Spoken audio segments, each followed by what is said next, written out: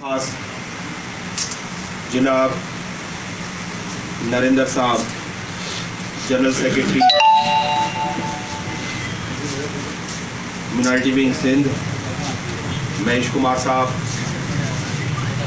नूर मोहम्मद साहब, वासुदेव साहब, आलमचंद साहब, अमीन संग्रासी, घनश्याम माली साहब, भगवान दास, सरवण, सतराम, जेके भी थे दोस्त मौजूद हैं, सभी के अस्सलाम वालेकुम, नमस्ते।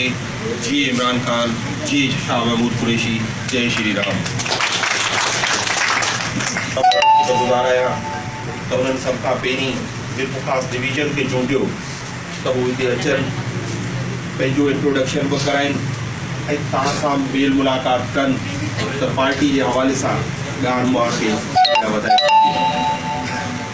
पाकिस्तान तहरीक इंसाफ वो वाहिद पार्टी है जो न सिर्फ चाहे थी और उन्हें में यकीन रखे थी तो पाकिस्तान जा सब शहरी बराबर जा हक़ रखन था ऐं उन्हनि खे बराबरी जे बुनियाद ते तसवर कयो वञे ऐं उन्हनि खे हक़ ॾिना वञनि।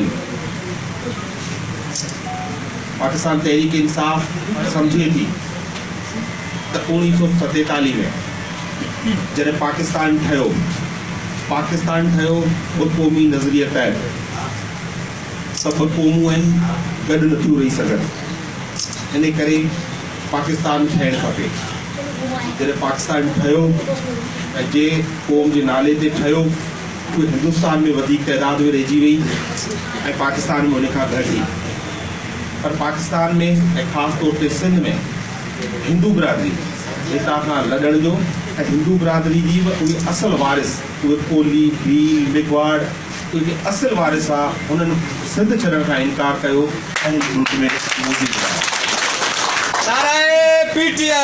काइदे आज़म मोहम्मद अली जिन्ना 11 अगस्त 1947 ते चयो त तव्हां पाकिस्तान में जेके बि शहरी रहनि था उहे बराबर जा हक़ रखनि था, उन्हनि खे बराबर जा हक़ मिलणु खपनि।